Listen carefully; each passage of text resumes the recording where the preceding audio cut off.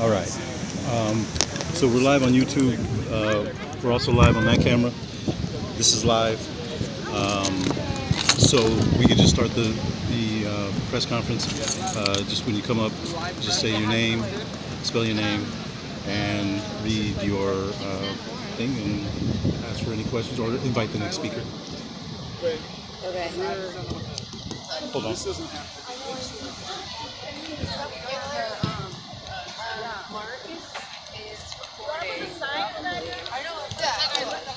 Are we starting? Yeah.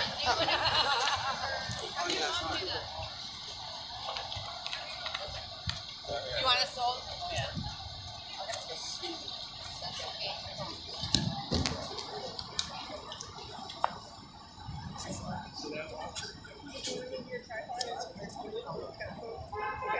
Oh, yeah, not yet.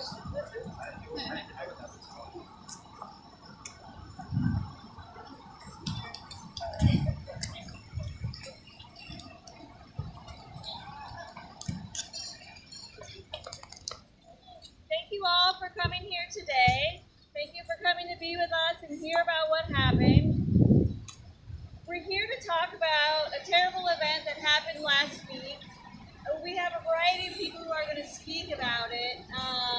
Most notably, we're joined by victims of police terror. I have Abigail, Persson, and Jonathan Diaz, who are going to share a little bit of their story as well.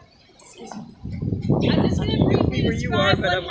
I know a lot of people saw what happened when they watched the video that went viral, but basically right across the street on May 22nd, the police, the sheriffs in Imperial Beach tried to do a traffic stop.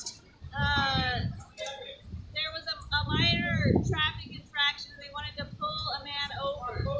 The man did not immediately pull over like they wanted. Instead, he kept a very slow roll for 2 to 3 blocks until he got near his house.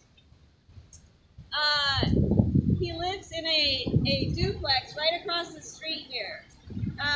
Abigail and Jonathan live on the other side of the duplex. So here's what they saw. They were at home and they were getting ready to go for a birthday party when suddenly they saw like a ton of police sheriffs roll up to their house with their lights on. They saw a man jump into their side yard. They have a yard that's on the side of the duplex. On the side yard, they saw a man get tackled by at least 6 sheriffs. Not only tackled to the ground, not only cuffed, but punched repeatedly in the face, with blood coming down everywhere. They saw this from the window of their own house. They were filming from their window when suddenly Abigail noticed that she recognized the man who was getting beat up. She recognized him to be their neighbor. So she left her front door to go to the front door of the neighbor to let his partner and family know that this guy was getting a beat down in their side yard by the sheriff. She never went anywhere near the side yard where the incident was happening. She just went to talk to the neighbor using her own front porch. Their front porches are connected. Meanwhile, they are apprehending the driver. He's basically detained now when a sergeant named Marcus Collins arrived on scene. We have video of Marcus arriving on scene and walking over to the side yard, realizing what's going on in the side yard, realizing that there's like already 6 sheriffs over there. They've got it under control, then walking away from that spot, and for some random reason, inviting himself through their front fence onto their front porch and starts talking to them without their consent. Them, I mean Abigail and the partner who was in the other side of the duplex. The cops said you need to stay, or Marcus Collins said stay in your house, and Abigail said, okay, I'm going to go back to my house. And before she knew it, Boom! She was slammed to the ground by Marcus Collins. Slammed to the ground. This young woman who has a baby. She started screaming for help. Jonathan, who was still inside the house, had no idea what had just happened. He came out on his front porch, and the second he got onto the front porch, he said, "What's going on?" Something to that effect. And Collins got off of Abigail and grabbed him from his own porch and slammed him to the ground. All of the sheriffs left, pretty much all of the sheriffs left the side yard where they were doing their traffic stop and came to back up these officers and arrest these people. They were charged with obstructing an officer and assaulting an officer, which is outrageous. We all saw the video because the event occurred on their front porch and it was captured by the Ring doorbell camera. Everybody could see that it was clearly Collins who assaulted Abigail, not the other way around.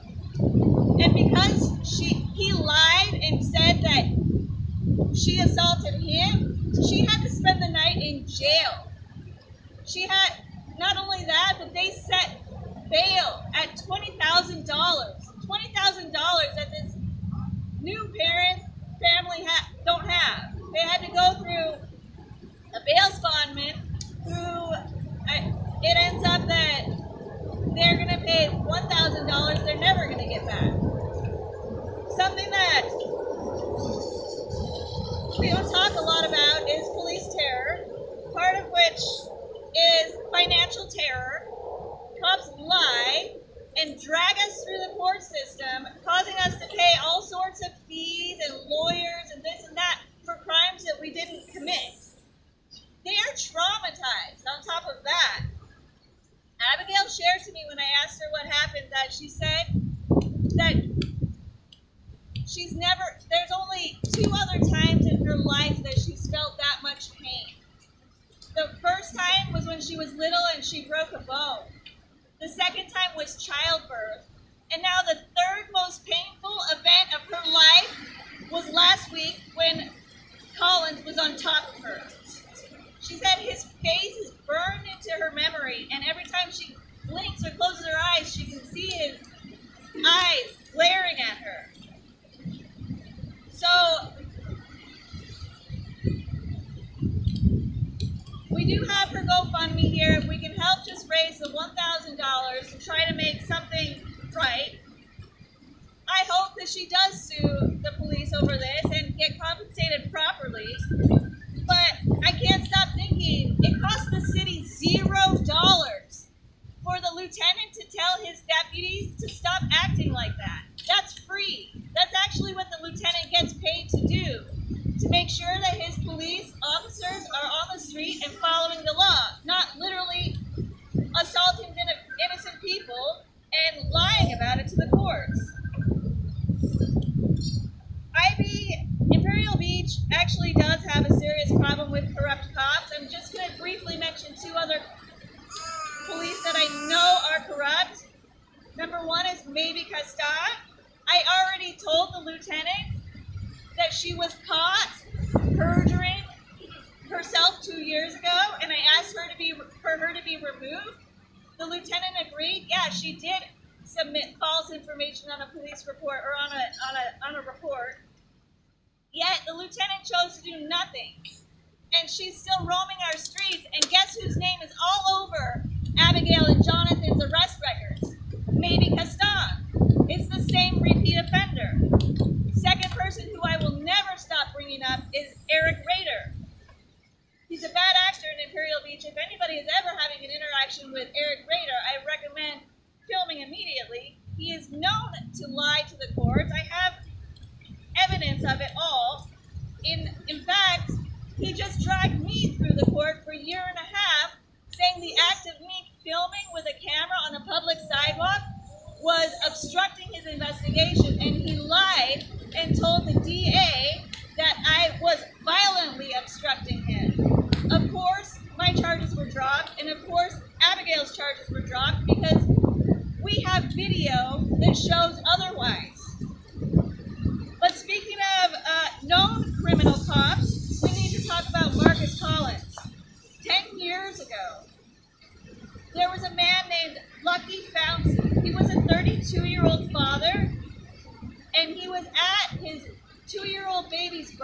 party when he started having an episode of paranoia. Turns out, like 3 days before that, he did like take some ecstasy from a Coachella concert, and they think maybe he had a bad reaction to the drug, and he hadn't slept in 3 days, and he was becoming increasingly paranoid. His family wanted to take him to the hospital, but he got confused, and he thought his family was trying to hurt him. So Lucky called the police for help. Who showed up? Collins. Collins showed up. And what did he do? He treated Lucky like a criminal, even though Lucky was the one who called for help.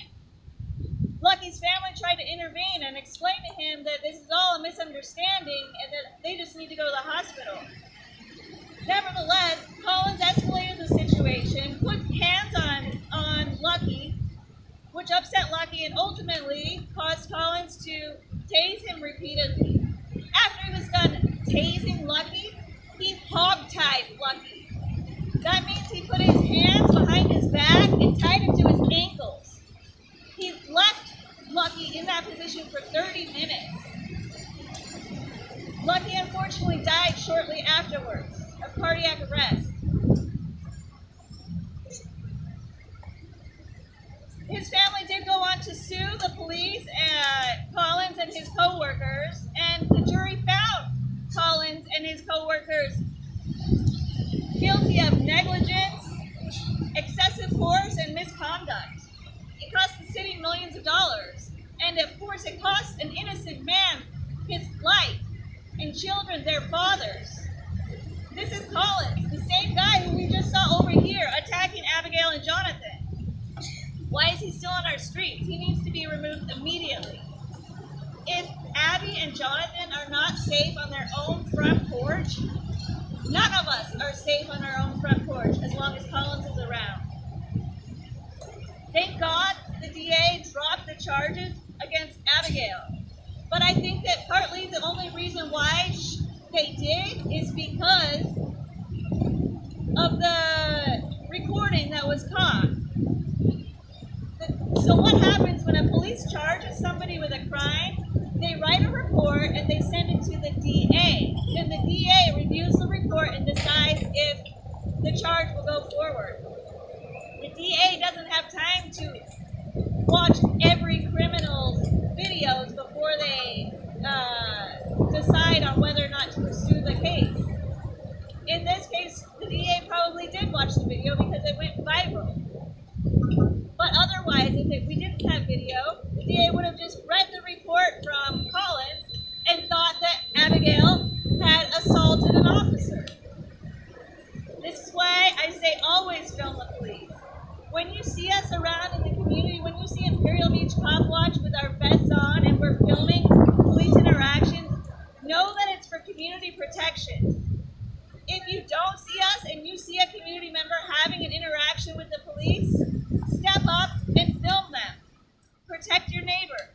You never know how that police interaction might spread or escalate to innocent people. You don't know how corrupt that officer is or isn't. In Imperial Beach, we have officers who act pretty professionally, and then we have others who do not. Abby and Jonathan never led a life that would attract a known criminal, cold killer cop to their doorsteps. Yet nonetheless, they felt his rage and violence against their bodies. Thank God they're still here today to tell their story. I thank them for their bravery, and I'm very clearly demanding justice for them. Marcus Collins needs to be fired immediately, and he also needs to be tried for assault, battery, and perjury. To speak next, I have another member from Imperial Beach Cop Watch, Mark. Oh, actually, to speak next, we have somebody from Racial Justice Coalition in San Diego. His name is Dr. Darwin Fisher.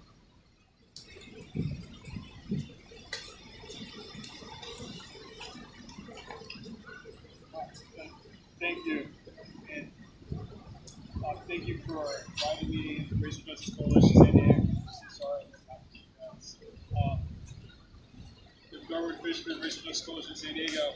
And we're unfortunately ones that are here because at least the 10 years I've been doing this work in San Diego, I was just talking about this. Unfortunately, with the Sheriff's Department, we've literally been going all around the county.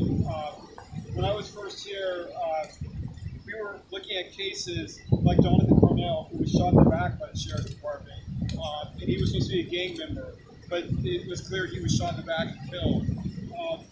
I had a friend who was pulled over by the Sheriff's Department in Lemon Grove. He was trying to pull over the gas station, traffic stop. It ended up being like 20 cars, violently arrested, lost his job, couldn't get out of jail. So unfortunately, I think charges dropped. It's unfortunately a playbook. And the thing is, the problem with this is that the human cost is just taken for granted. It's destroying people's lives, and then the thing of like, oops, oh, we'll drop the charges. It's always not sufficient. If you got to pay bail, you're losing your job, you're having nightmares, the trauma that's inflicted on you, it's really horrible. Then we know the other part too. I used to be on the CRB for the City of San Diego, the Community Review Board, and we looked at all complaints against police officers, and I was in touch with folks that work for that oversees the Sheriff's Department. We know who the officers are. We couldn't say it publicly in meetings because of POBAR doesn't allow us to say police officers' history if they have multiple complaints. One of my buddies on CRB was suspended when he said, "Oh, I recognize that name."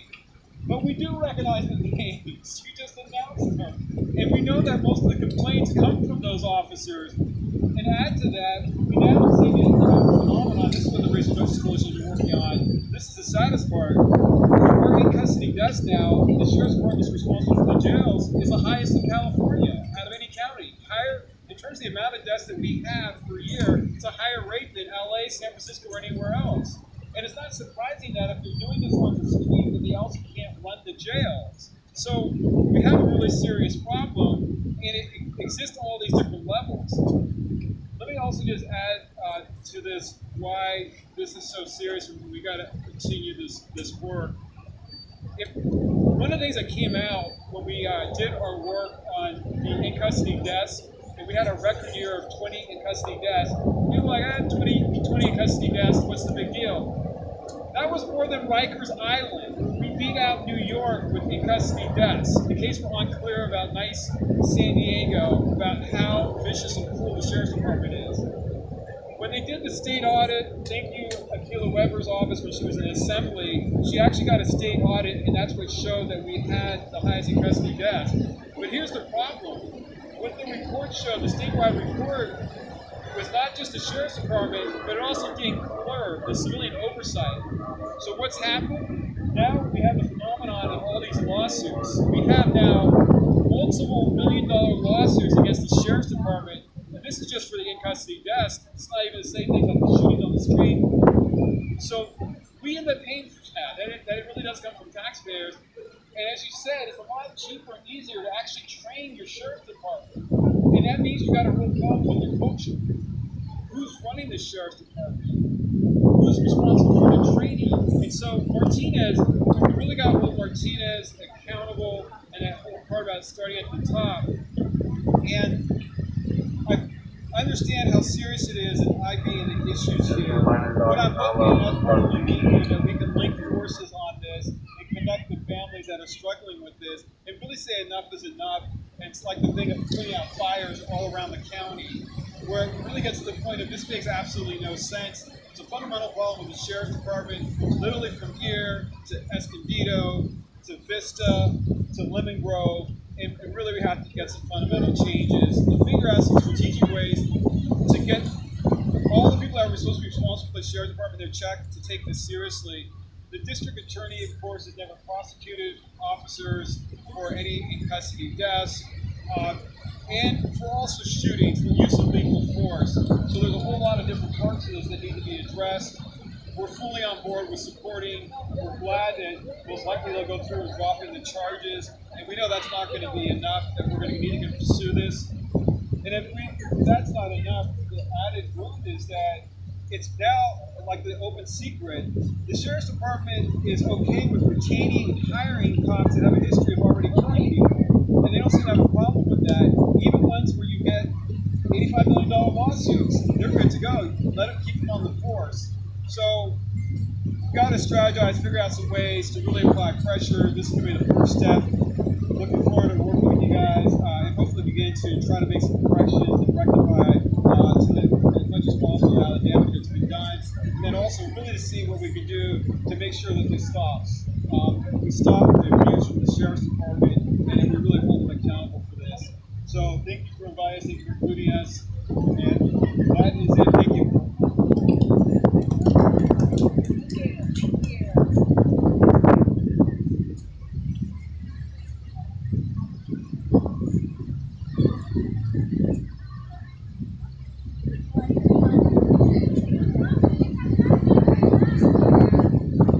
Abigail. Hi.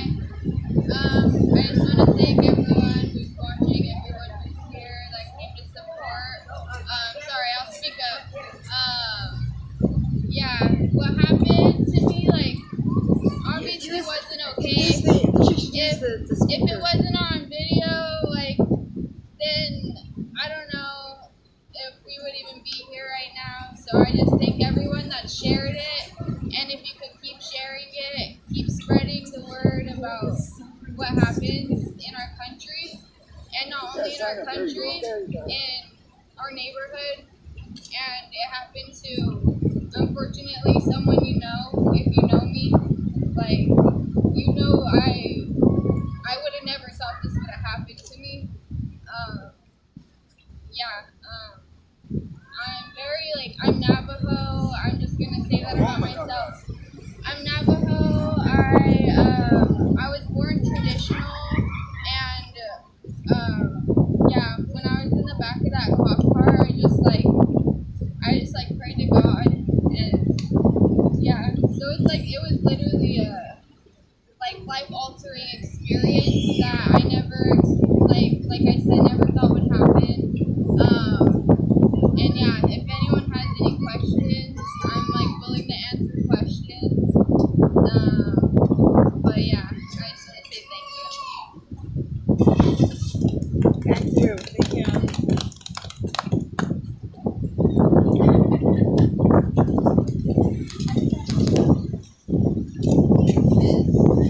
How did you feel about the police before this, and how do you feel now?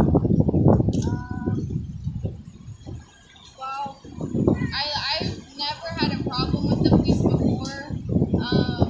I would smile at them, I've been pulled over by the police before, and my baby was crying one time, and the officer that actually wrote my report pulled me over, and my baby was crying, and he was like, "Oh, like here's a song for your baby," and it was it was a really good experience.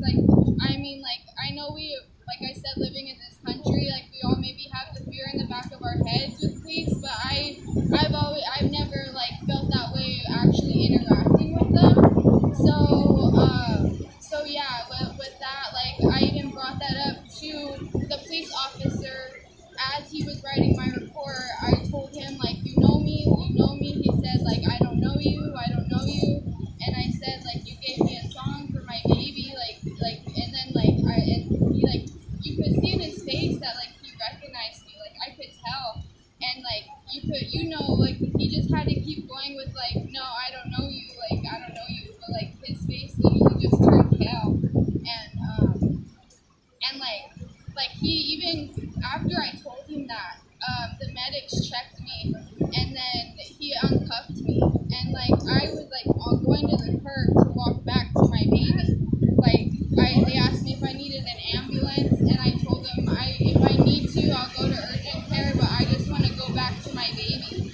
And he uncuffed me, and then I was walking back to the curb, and that's when Officer Collins came back from a different car, talking with different officers, and was no, she's going to jail,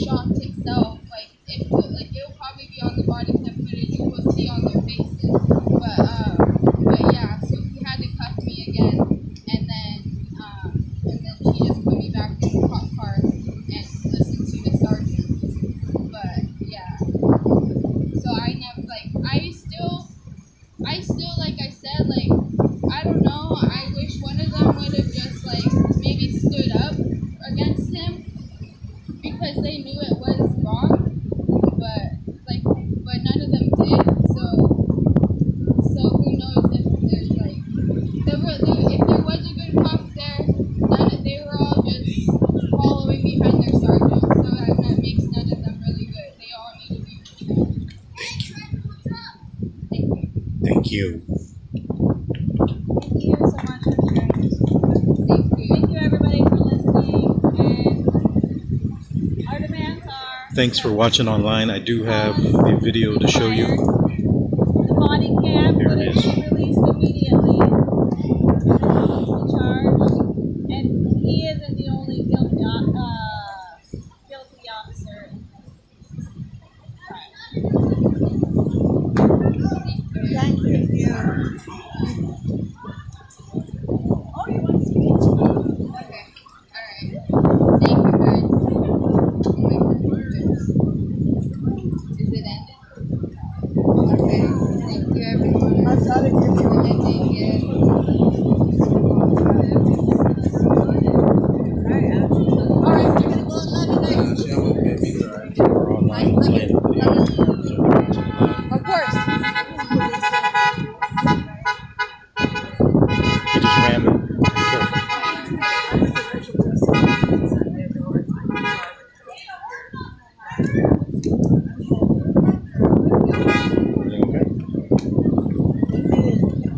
Okay.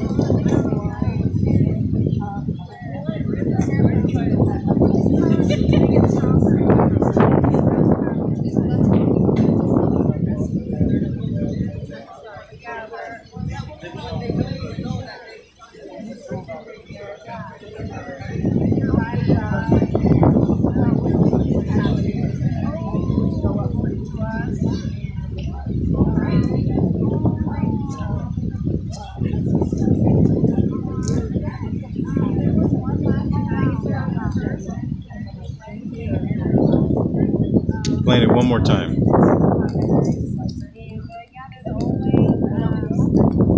We just finished it.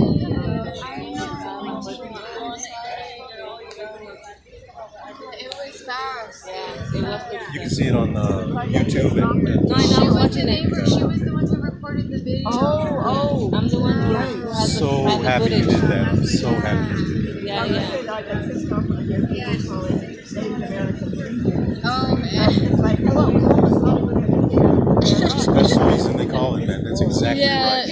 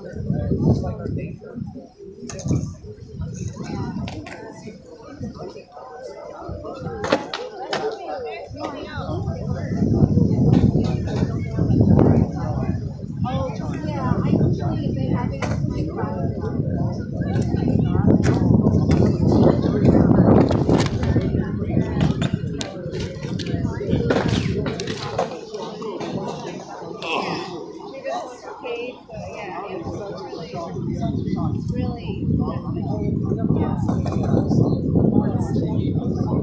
Yeah.